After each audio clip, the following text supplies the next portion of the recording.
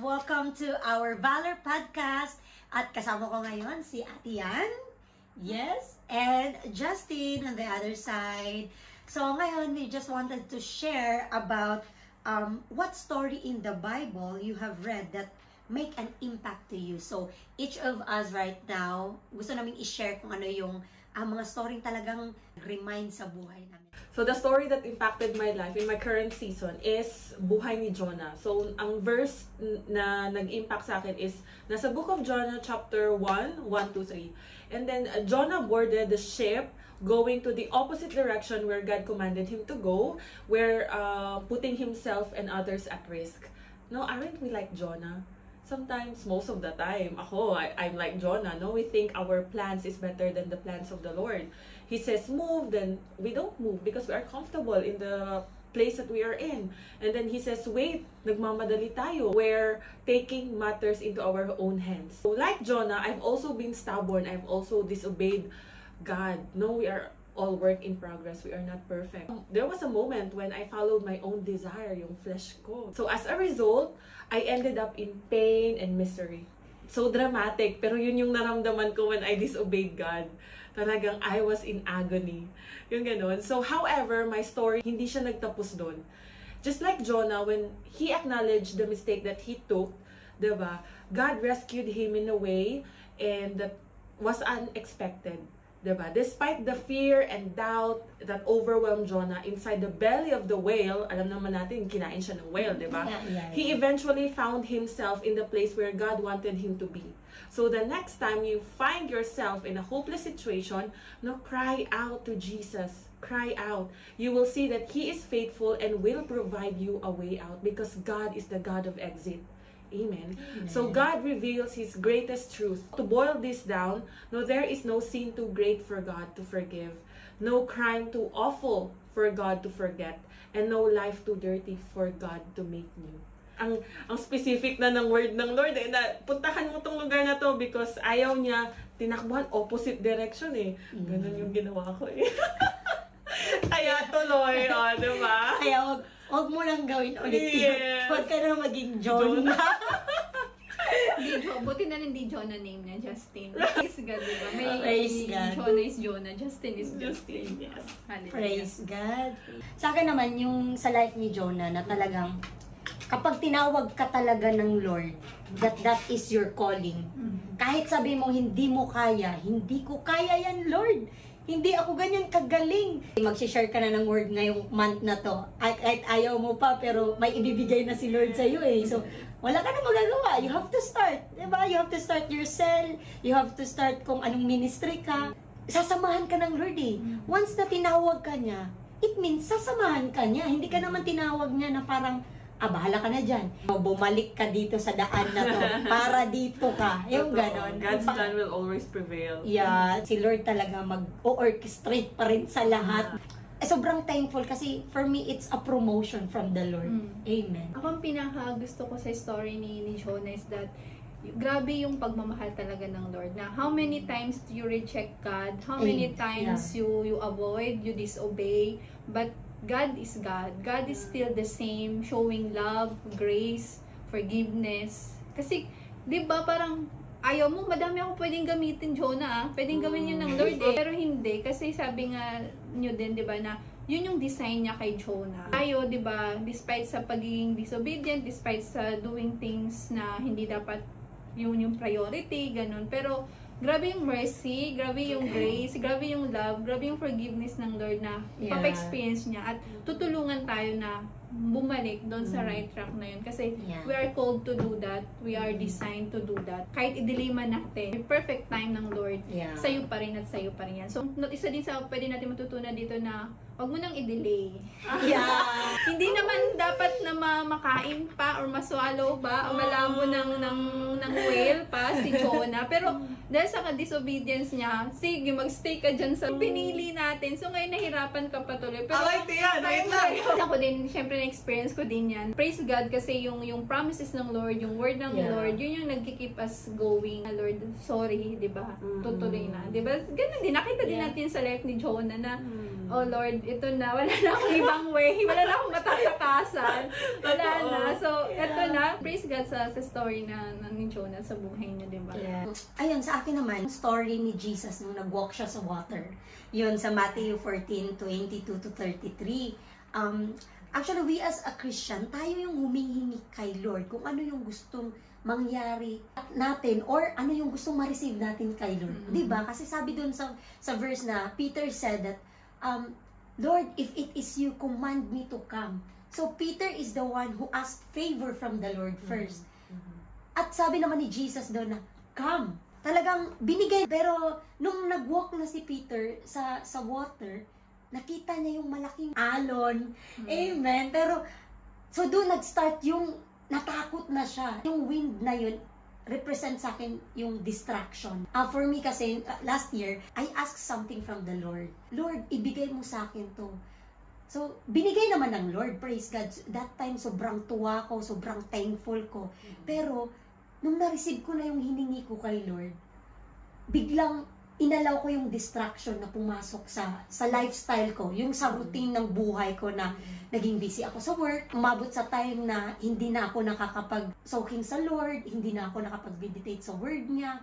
Yung gano'n na parang hindi ko na naging priority ang Lord, na talagang I was distracted after na-receive yung hinihingi ko sa Kanya. I feel so depressed, wala akong peace, talagang natakot ako. Ano nangyari sa akin? Hindi ko maintindihan in that time. Pero sabi dun sa verse na when Peter started sinking, kasi natakot na siya na-distract siya sa wind. So, he just cried out na, Jesus, save me! Na-reveal sa akin nun na, I just have to shout out sa Lord. I have to cry out kay Lord. Yes, that time na nag-pray ako sa corner sa room ko, I cry out, Lord, save me! I don't have peace. Ngayong ganun na moment at talagang stretch out niya yung hand niya. He pull me up.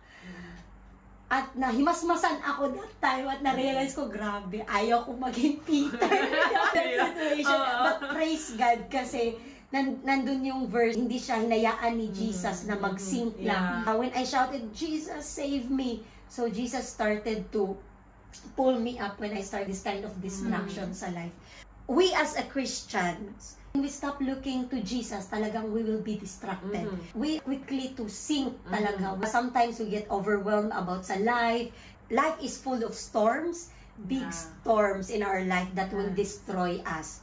But unless you keep your eyes on Jesus, because with Jesus, you cannot only endure, you can walk on water above the storm. Amen. So, keep your eyes on Jesus. Yes. Peace. Praise God sa buhay ni Faith, di ba? Yes. Yes, isa talaga sa napakagandang story. Pero yes, sa buhay natin, natutunan natin kung paano mamuhay tulad ni Jesus Christ. But between doon sa journey na yun, talaga makaka-experience tayo na i-challenge yung faith natin. Diba? Yeah. So, na-challenge yung faith ni Peter. Sa una, super excited natin. Sobra yung heart natin. All in. On fire. Diba? On fire. Pero, On yes, fire. part yun ng journey na talagang itetest yung faith mo. But at the end of the day, natutunan natin na always ask help to God. Diba? Na huwag kang matakot na kung nag-fail ka man doon, di ba, alam mo kung saan at babalikan. Okay, sa akin naman is yung prayer ni Peter that time.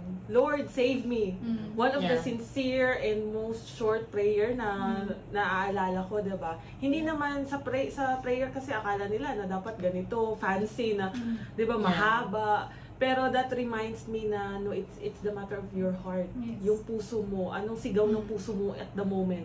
Ayan, maraming time sa buhay ko na talaga ang prayer ko lang, Lord, save me, help me, rescue me. Napakaganda ng prayer ni Peter that time. Kasi malulunod na siya, magpe-pray pa siya, King of the Universe. Yung mga ganun, mga fancy, mahabang prayer. Pero Lord, save me, it's a powerful prayer and prayer words. So sa akin naman guys, madami in level or in season ng pagiging Kristiyano. Ang gusto kong i-share ngayon, yung story ng Samaritan woman. Yung personal encounter na meron siya kay Jesus. Kasi relate na relate ako doon. Kasi, paano ka naging Kristiyano? Paano mo nakilala si Jesus Christ? Nagkaroon ka ng personal encounter sa Kanya. Sa John chapter 4, ito yung story na si Jesus kasama yung disciples niya, pupunta sila ng Samaria, may lugar doon na Sychar. So, nandun yung Jacob's Well. And then, habang nandun si Jesus Christ, dumating yung Samaritan woman. Siya yung iigib ng tubig. And doon, nag-start yung conversation nila.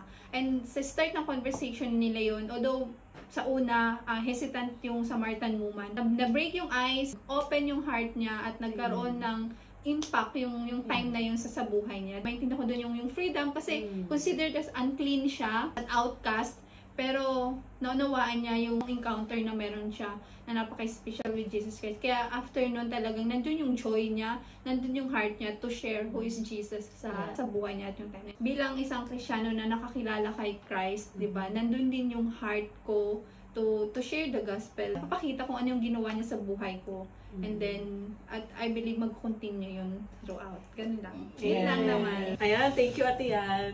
So, for the Samaritan woman naman, ang naalala ko yung sa scene ng The Chosen full of doubt sa Lord, kung totoo ba. Yung parang gano'n, kasi ang raming nangyari sa buhay niya, di ba? Ang raming niyang naging asawa na hindi naman talaga asawa, yung mga gano'n. Pero, because of that encounter niya sa well with Jesus, talagang all of her doubts, all of her what if, all of her, Lord, saan ka? Natutulog ka ba? Ang rami kong tanong sa'yo. As in, all of it, talagang na-answer ni Jesus Christ. And ang nag-impact sa akin is yung sabi ni Jesus Christ na, woman, kung patuloy kang iinom sa well na yan, mauuhaw at mauuhaw ka. I have the water na kung iinumin mo yung tubig na galing sa akin, hindi ka na mauuhaw. We all need the living water of Jesus Christ. Balik tayo ng balik sa mga bagay na nagdi-drain lang sa atin We are looking at the wrong things. We are drinking at the wrong places. What if this time, diba, drink at the well of Jesus Christ?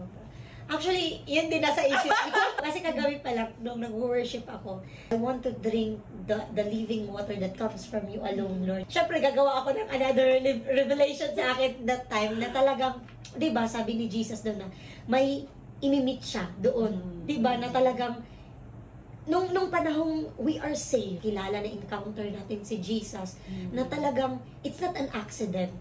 Alam mo yun? Talagang sadya ni Lord na that time, that moment, I'm gonna meet you there. Alam mo yun?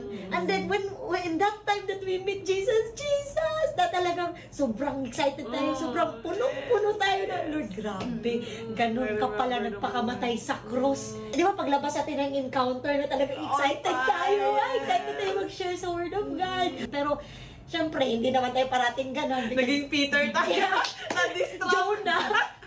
It's a good reminder na talagang after natin bang na-receive si Jesus Christ, na-encounter natin si Jesus Christ, tuloy-tuloy pa rin tayo. Dapat tuloy-tuloy pa rin yung fire sa heart natin to share His Word, to share who He is, diba? Who He is in our life, kung sino si Lord sa buhay din nila. Yes, and then doon nakita natin na si Jesus Christ, sa ministry niya, sa earthly ministry niya, nag-start, talagang kahit sinong tao yung sinisharean nila ng gospel. And then ito, considered as an unclean, an outcast, pinili pa rin siya ni Jesus Christ, diba? So, tayo kaya, lagi tayo tinuturuan na when we share the gospel, hindi tayo titingin sa, ay mukhang mabait siya, sisharean ko siya, may invite ko siya. Tinuturuan tayo dito sa story na to na kahit sino, diba, na nag-speak sa atin ng Lord at alam natin na kailangan niya si Jesus sa buhay niya. Go, sharean natin. Let's them know who is Jesus. Tulad ng excitement din sa Samaritan woman na, pupunta na ako, sisigawan ko na natin. Diba? So, yun. Isa sa mga famous story na to na sobrang nakakatuwa at grabe yung impact na bilang Kristiyano at pag-share namin ng gospel. Ayan guys, thank you for tuning in. That's the 3 stories that we can share for you guys. I hope and I pray na may nakuha kayo today. Till next time! Shalom, shalom!